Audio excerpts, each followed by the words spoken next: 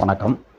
இந்த வீடியோவில் நம்ம நீட் எக்ஸாமுக்கு எப்படி அப்ளை பண்ணுறது, நீட் எக்ஸாம் அப்ளை பண்ணுறதுக்கு முன்னாடி நம்ம என்னென்ன விஷயங்கள்லாம் நம்ம வந்து ரெடியாக வச்சுக்கணும், அப்புறம் நீட்டுக்கு அப்ளை பண்ணும் பொழுது நம்ம என்னென்ன விஷயத்தை கவனத்தில் கொள்ளணும், இதுதான் இந்த வீடியோவில் பார்க்க போகிறோம். நீட் தேர்வுக்காக அப்ளை பண்ண இருக்கக்கூடிய மாணவர்கள் இந்த வீடியோவை முழுமையாக பாருங்கள், பயன்படுத்திக்கங்க.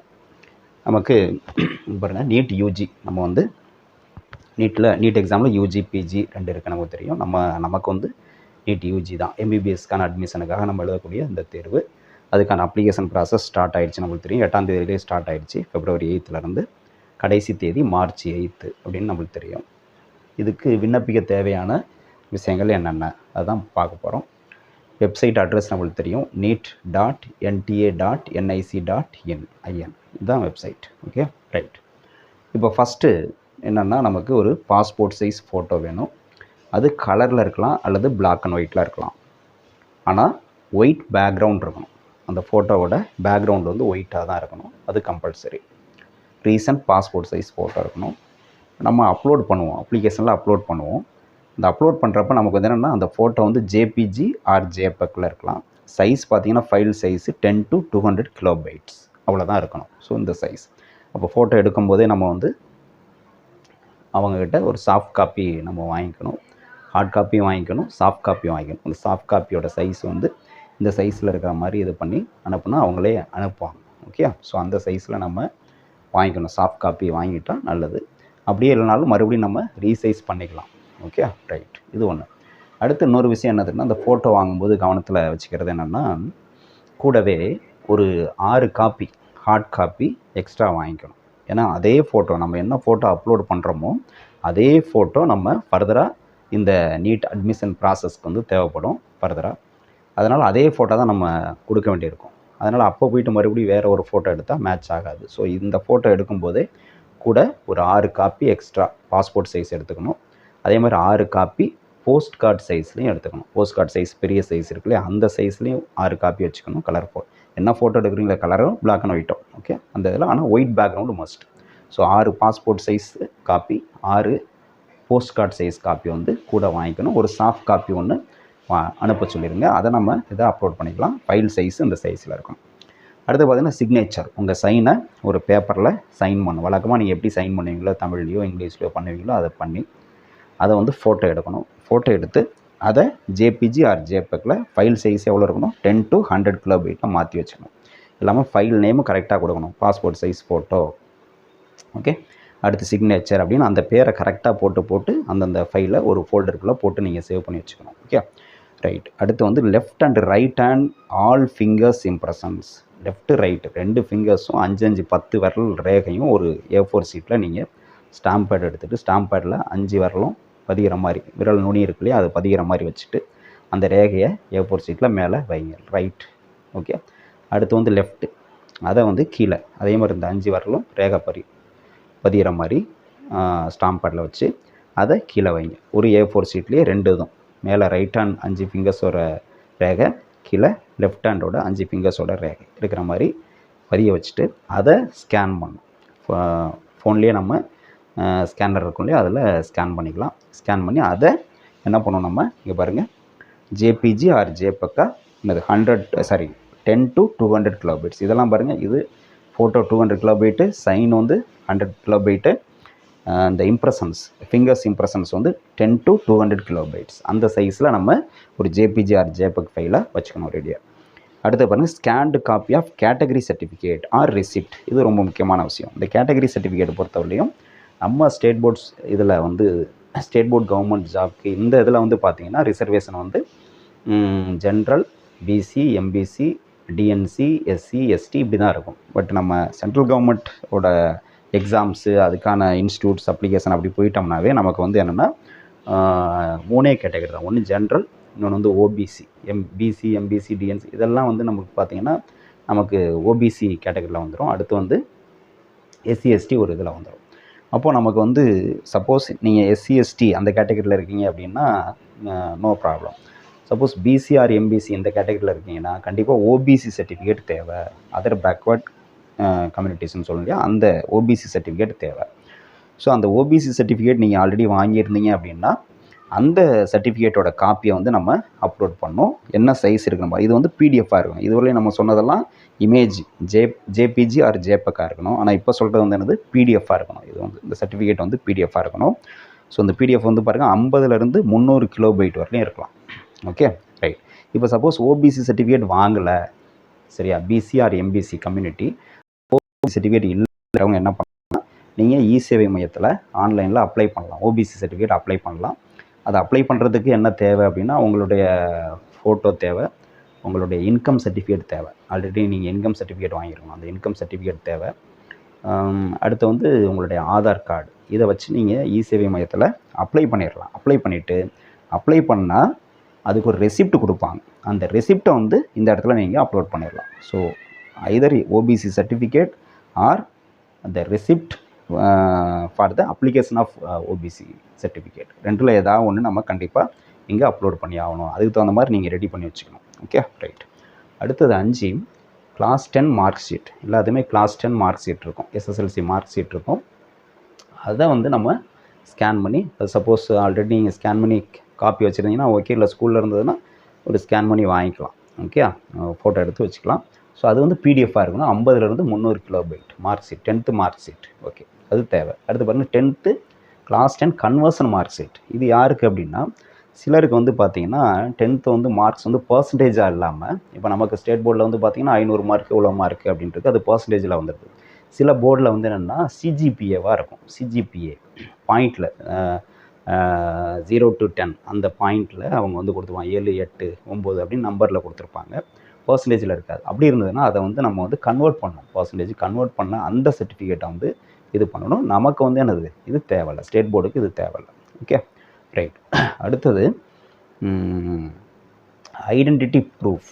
ஓகே, ஐடென்டிட்டி ப்ரூஃப் யாருக்கு இது அப்லோட் பண்ண வேண்டிய இருக்கும் அப்படின்னா, for other then Aadhaar or DigiLocker. அதாவது நம்ம அந்த அப்ளிகேஷன் ப்ராசஸ்லேயே ஒரு இடத்துல நம்ம என்ன பண்ணுவோம்னா, ஆதார் டீட்டெயில் கேட்கும், ஆதார் நம்பர் கேட்கும். ஓகே, அப்போ ஆதார் நம்பர் நம்ம கொடுத்துட்டோம் அப்படின்னா அது வந்து வெரிஃபிகேஷன் அதெல்லாம் வந்துடும். ஓகே, வெரிஃபை பண்ணி வந்துடும். சப்போஸ் ஆதார் கொடுக்கல நீங்கள் அப்படின்னா அவங்களுக்கு தான் அந்த ஐடென்டிட்டி ப்ரூஃப் வந்து தேவை. அதுக்கு ப்ரெஸ்கிரைப்டு ஃபார்மட்டே இருக்குது. நம்மளுடைய இன்ஃபர்மேஷன் புல்லட்டின்லேயே வந்து அனெக்சர் 4 அப்படின்ட்டு ஒரு இதில் வந்து கொடுத்துருக்காங்க. அந்த ஃபார்மட்டில் நம்ம ஐடென்டிட்டி ப்ரூஃப் வந்து கொடுக்கணும். யாருக்கு, ஆதார் டீட்டெயில் கொடுக்காதவங்களுக்கு, ஆதார் நம்பர் கொடுக்கல அப்படின்னா, அந்த காலம் வந்து ஃபில் பண்ணலை அப்படின்னா அவங்க தான் இந்த ஐடென்டிட்டி ப்ரூஃப் வந்து நம்ம வந்து ஃபார்ம் சப்மிட் பண்ணோம். மற்றவங்களுக்கு வந்து என்னது தேவையில்லை, இது வந்து தேவைப்படாது. அடுத்து வந்து பாருங்கள், அதுக்கான என்ன சைஸில் இருக்கும் அப்படிங்கிறலாம் அங்கே இருக்குது. ரைட். அடுத்து பிடபிள்யூடி, அதாவது பர்சன் வித் டிசபிலிட்டி, அந்த மாதிரி இருக்கிறவங்களுக்கு, மாற்றுத்திறனாளிகள்னு சொல்லுவோம், அவங்க அந்த மாதிரி கேட்டகரியில் இருக்கிறவங்களுக்கு மட்டும் என்னென்னா அதுக்கான சர்டிஃபிகேட் வச்சுருப்பாங்க. அவங்க அதை வந்து அப்லோட் பண்ணணும். பிடிஎஃபாக இருக்கணும். 50லேருந்து 300 கிலோபைட் வரையும் இருக்கணும். அடுத்து பார்த்திங்கன்னா அட்ரஸ் ப்ரூஃப். இது வந்து ப்ரெசன்ட் பர்மனெண்ட் ரெண்டுக்குமே வரும். இது எல்லாத்துக்குமே காமன். நீங்கள் வந்து அப்ளிகேஷன் ஃபில் பண்ணும்போது, ஆன்லைனில் ஃபில் பண்ணும்போதே ப்ரெசன்ட் அட்ரஸ், பர்மனெண்ட் அட்ரஸ் ரெண்டுமே ஒன்றா இருந்ததுன்னா பிரச்சனை இல்லை. ரெண்டுமே வேறு வேறையாக இருந்ததுன்னா அதுக்குள்ள அட்ரஸ் ப்ரூஃப் வந்து நம்ம கொடுக்கணும். இப்போ உதாரணமாக அட்ரஸ் ப்ரூஃப் எது கொடுக்கலாம் அப்படின்னா, ஆதாரே கொடுக்கலாம். ஆதாரோட பேக் சைடில் நம்மளுடைய வீட்டு அட்ரஸ் இருக்கும். ஸோ அதை வந்து நம்ம ஸ்கேன் பண்ணி பிடிஎஃபாக மாற்றி 50லேருந்து 300 கிலோபைட் கொடுத்துடலாம். ரெண்டு அட்ரஸுமே same, present address, permanent address ரெண்டுமே சேம் தான் அப்படின்னா அந்த இதை கொடுத்தா போதும். இல்லை ரெண்டும் வேறு வேறையாக இருக்குது அப்படின்னா, நம்ம வந்து இப்போ பர்மனெண்ட் அட்ரஸ் வந்து ஒரு இது இருக்குது, ஆதாரில் இருக்குது, ப்ரெசன்ட் அட்ரஸ் வந்து ரேஷன் கார்டில் இருக்குது அப்படின்னா, அப்போ நம்ம ரெண்டு இதை வந்து ஸ்கேன் பண்ணி ஒரே பிடிஎஃபாக நம்ம வந்து 50லேருந்து 300 கிலோபைட்டில் அதை வந்து அப்லோட் பண்ணணும். Okay right. அடுத்தது என்ஆர்ஐ ஆர் ஓசிஏஆர் இருந்தால், ஃபாரினில் வசிக்கிறவங்களாக இருந்தால் அவங்க அதுக்கான டாக்குமெண்ட்ஸை நம்ம அப்லோட் பண்ணணும், சர்டிஃபிகேட்டை அப்லோட் பண்ணணும். பிடிஎஃபாக இருக்கணும். 50லேருந்து 300 கிலோபைட்ஸ்.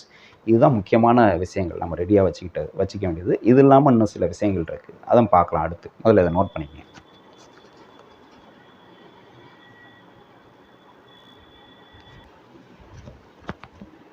இப்போது இன்னும் வேறு என்ன விஷயங்கள் தேவை அப்படின்னு பார்த்தீங்கன்னா, ஒன்று வந்து மொபைல் நம்பர், 2 ஃபோன் நம்பர் நம்மளுக்கு தேவை. மொபைல் நம்பர் 2 நம்பர் தேவை.